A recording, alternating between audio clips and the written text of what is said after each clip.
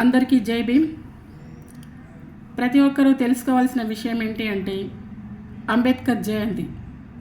ఇది ఒక స్ఫూర్తి దినంగా మనం పాటించాలి. ప్రతి ఒక్కరం అంబేద్కర్ ఆశయాలకు అనుగుణంగా నడుచుకోవాలి. ఈ దేశంలో ఈ దేశ పాలకులు అంబేద్కర్ అంటేనే సహించని పరిస్థితి నెలకొంది. అతన్ని ఒక వ్యక్తిగా, ఒక జ్ఞాన సంపన్నుడిగా చూడడం లేదు, ఒక కుల వ్యక్తిగా మాత్రమే చూస్తున్నారు. అది చాలా తప్పు. కేవలం అంబేద్కర్ ఒక కులవాది కాదు. కులాలకు మతాలకు అతీతంగా పోరాడి సమాజ స్థాపన కోసం తన జీవితాన్ని త్యాగం చేసిన ఒక గొప్ప మహా వ్యక్తి అంబేద్కర్. అలాంటి అంబేద్కర్ జన్మదినాన్ని కేవలం దండలు వేసి దండాలు పెట్టి ఇక అయిపోయింది ఇంతే అనేసి వెళ్ళిపోవడం కాకుండా ఆయన యొక్క జన్మదినాన్ని స్ఫూర్తి దినంగా మనం పాటించి యువతరానికి స్ఫూర్తినిచ్చే సందేశాలను ఇవ్వాలి. ఆయన రాసిన రాజ్యాంగాన్ని కాపాడుకోవాల్సిన బాధ్యత మనందరిపైన ఉంది. కుల మతాలకు అతీతంగా ప్రతి ఒక్కరూ మసలుకోవాలి. అప్పుడే సమాజ స్థాపన అనేది జరుగుతుంది. ప్రతి ఒక్కరూ కూడా అంబేద్కర్ ఆశయాలను తెలుసుకోవాలి. అంబేద్కర్ జీవిత చరిత్రను తెలుసుకోవాలి. ఆయన ఈ సమాజం కోసం తన జీవితాన్ని ఎంత త్యాగం చేశాడు, ఎన్ని అవమానాలను ఎదుర్కొన్నాడు. బడిలో చీత్కారాలు ఎదురైనా, గుడిలో అవమానాలు ఎదురైనా, తాగడానికి నీళ్లు దొరకకపోయినా, ఎన్ని అవమానాలనైనా సరే తాను దిగమింగుకొని ఈ సమాజానికి నేను ఏదో ఒకటి ఇవ్వాలి, ప్రపంచంలో ఎక్కడా లేని ఈ అసమానతలు, ఈ కుల పీడితం ఈ ఒక్క భారతదేశంలోనే ఎందుకుంది అని తనలో తాను ప్రశ్నించుకుంటూ ఈరోజు మనకు అనుభవించే ఈ సుఖాలను ఇచ్చాడు.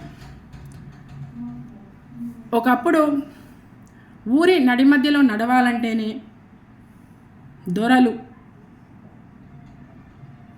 బలహీన వర్గాలను నడవనిచ్చే వాళ్ళే కాదు, ఊరవతల నుంచి వెళ్ళాలి. అలాంటి అవమానకర రోజుల నుంచి నేడు తలెత్తుకొని ధైర్యంగా నడిబొడ్డున నడిచే అదృష్టాన్ని మనకిచ్చిన వ్యక్తి అంబేద్కర్ గారు.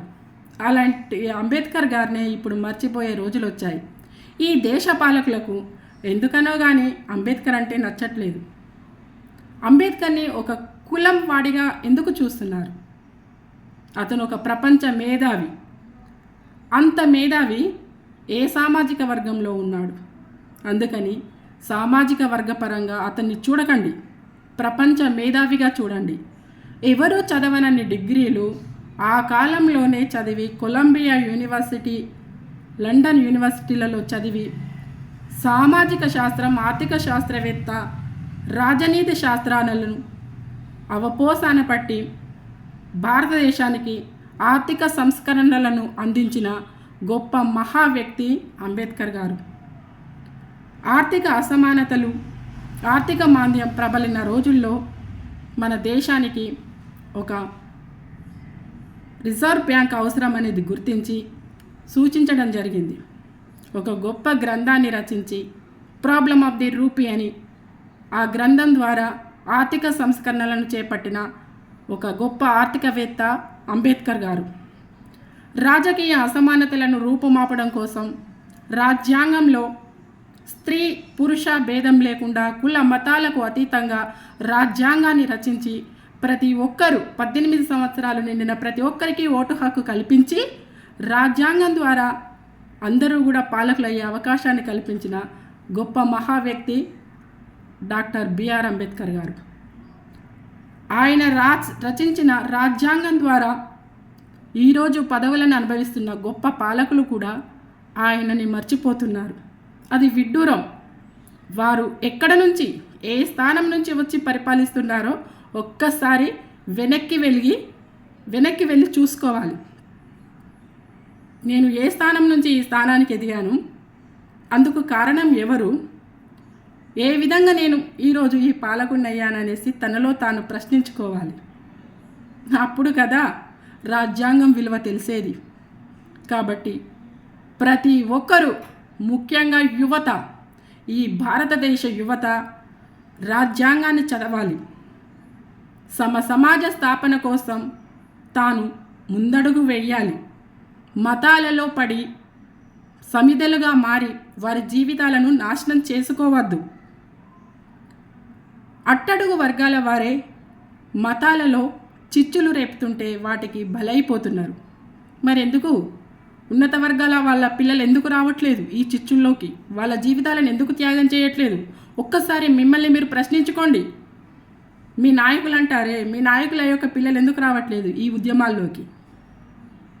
అందుకని మీ బతుకులని మీరే మార్చుకోండి. ఆ మార్చుకునే అవకాశం రాజ్యాంగం మీకు కల్పించింది. అటువంటి రాజ్యాంగాన్ని కాపాడుకోవాల్సిన అవసరం మనకు ఎంతో ఉంది. ఇప్పుడు కాకపోతే ఇంకెప్పుడు చేస్తాం పోరాటం?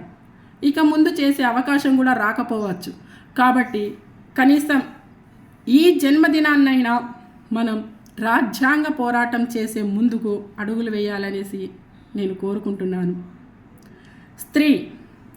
స్త్రీ కోసం, స్త్రీ స్వేచ్ఛా హక్కుల కోసం ఆనాడే హిందూ బిల్లును ప్రవేశపెట్టి హిందూ కోడ్ బిల్ ద్వారా స్త్రీలకు హక్కులను కల్పించాలని చూసిన గొప్ప మహా వ్యక్తి బిఆర్ అంబేద్కర్ గారు. స్త్రీ ఈరోజు స్వేచ్ఛగా స్వతంత్రంగా తిరుగుతోంది. రాజకీయాల్లో తాను ఉన్నతమైన పదవులను చేపడుతోంది. అత్యున్నత స్థానమైన రాష్ట్రపతి పదవి వరకు ఎదిగారు అంటే అందుకు కారణం బాబాసాహెబ్ అంబేద్కర్ గారు. అంతేకాదు ఎన్నో రంగాలు, అనేక రంగాలలో, వ్యాపార రంగం, వైమానిక రంగం, ఇలా ఎన్నో రంగాల్లో ముందుకు దూసుకుపోతోంది స్త్రీ. అందుకు కారణం డాక్టర్ బిఆర్ అంబేద్కర్ గారు రచించిన రాజ్యాంగం. ఆ రాజ్యాంగమే కనుక లేకపోతే ఈరోజు ఏ స్త్రీ కూడా స్వేచ్ఛగా బయటికి వచ్చేది కాదు, విద్యని అభ్యసించేది కాదు. విద్యా హక్కు చట్టం, ఇలా ఎన్నో రకాల చట్టాల ద్వారా మనం ముందుకు వెళ్తున్నామంటే అందుకు కారణం మన తండ్రి డాక్టర్ బిఆర్ అంబేద్కర్ గారు.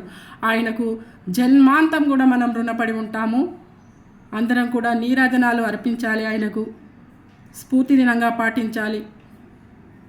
సమాజ స్థాపన కోసం, సమత భావనల కోసం మనమందరం కూడా ముందుకు వెళ్ళాలి.